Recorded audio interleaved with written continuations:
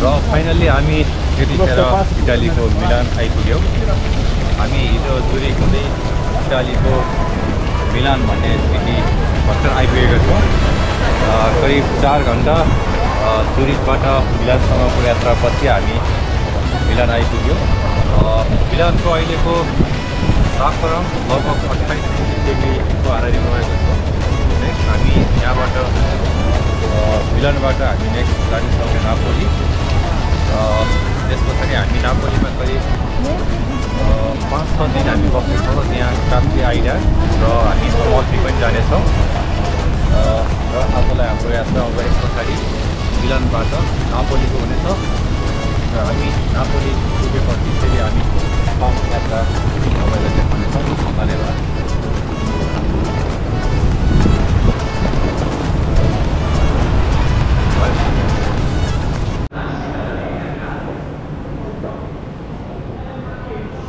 Finally हामी आइपुग्यौँ Napoli central. अलिकति कष्टप्रद भयो यो यात्रा। इटालीमा यतिखेर होलिडेको सिजन चलेको हुनाले निकै व्यस्त छन् यहाँका ट्रेनहरू। र अलिकति हामीले मिलानबाट रोम हुँदै रोममा अलिकति दुःख पनि भयो हामीलाई, ट्रेनहरू मिस भयो। र फाइनल्ली हामी रातको 11 बजे हामी नापोली सेन्ट्रल आइपुग्यौँ। अब हामी लाग्छौँ होटलतिर।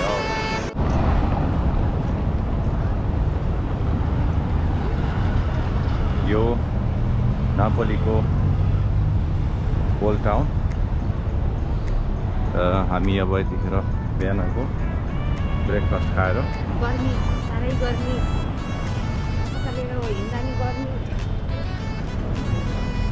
हामी जाँदैछौँ इटालीको एउटा ऐतिहासिक बजार, पुरानो बजार, जसलाई यहाँ ओल्ड टाउन पनि भन्दो रहेछ। हामी अब ओल्ड टाउनतर्फ जाँदैछौँ। गर्मी छ यहाँ। अलिक फोहोर है इटाली।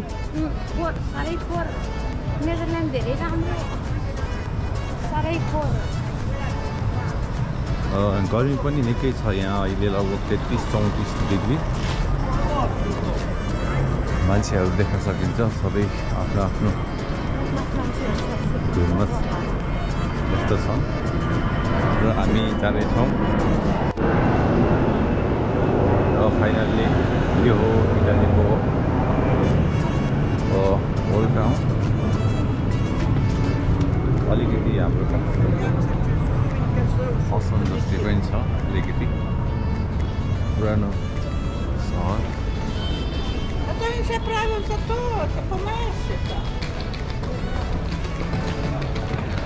हामी अब जाँदैछौँ ओल्ड टाउनतिर।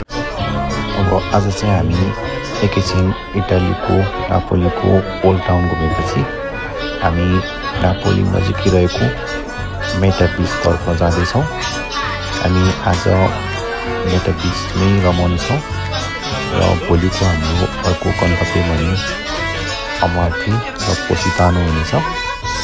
आजको लागि भने हामी लाग्दैछौँ मेटा बिचतर्फ र हामी छौँ ट्रेनमा।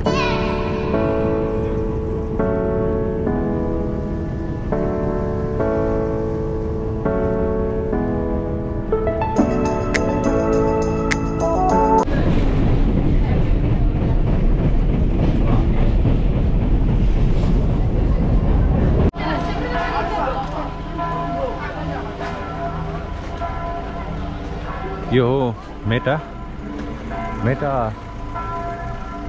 अमल्फी र काप्रीको बिचमा पर्छ। हामी अमल्फी जाँदैछौँ। अमल्फी पुग्नुभन्दा अगाडि सोरेन्टो भन्ने ठाउँमा आइपुग्छ। सोरेन्टो भन्दा पनि केही अगाडि एउटा सानो र अति नै सुन्दर बिच रहेको छ। यो मेटा भन्ने ठाउँको नजिक छौँ हामी। मेटा भन्दा नि हुन्छ यसलाई। यहाँदेखि करिब 20 मिनट हिँडेपछि हामी मेटा बिच पुगिन्छ।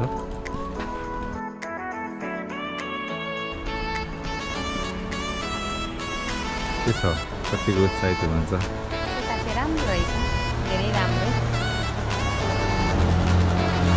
र हामी अब नेक्स्ट स्टप हाम्रो मेटा पछाडि हामी जानेछौँ अमल्पी र अमल्पीपछि हामी नेक्स्ट डेस्टिनेसन हाम्रो हुनेछ काप्री र अहिले हामी यहाँ बस छौँ साह्रै राम्रो छ यो मेटा भन्ने ठाउँ गरी पनि उत्तिकै छ हामी बस पर्खिएका थियौँ तर बस नआएको हुनाले हामी हिँडेरै जाने निर्णय पुग्यो 20-25 मिनट हिँडेपछि पुगिने रहेछ मेटा बिच घरहरू हाम्रो नेपाल जस्तै छ है मान्छे सबै जाँदैछन् फर्किँदै पनि छन् तर के त भने अलिकति सफा राम्रो रहेछ सिटीभन्दा अलिकति ठाउँ चाहिँ बस्नलाई सफा पटाक्क परेको मान्छेहरू आउँदैछ जाँदैछ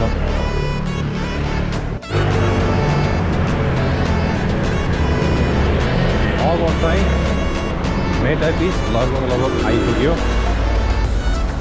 यहाँबाट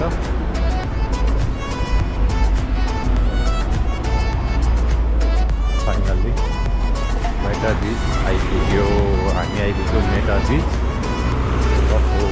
साह्रै नै रमाइलो रहेछ मेटा बिच हामीले सोच्यो भन्दा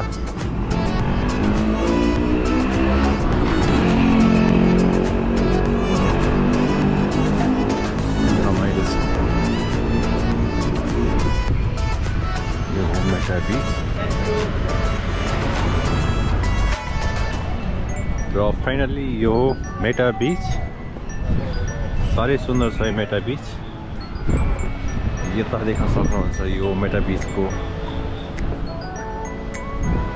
आसपासमा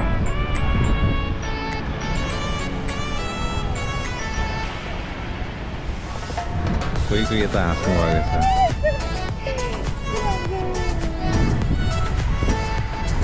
र हामी आइपुग्यौँ फाइनल्ली मेटा बिच अलिक शीतल भएको छ यहाँ चाहिँ मेटा बिच करिब नापोलीबाट 1 घन्टाको ट्रेन त्यस पछाडि 15-20 मिनट हिँडे पछाडि मेटा बिच आइपुगिन्छ तल मान्छेहरू बसेर रमाइलो गरेका छन् स्विमिङ त्यस्तै मान्छे टेरेसमा बसेर ड्रिङ्क्स गर्दै खाइरहेको पनि देख्न सकिन्छ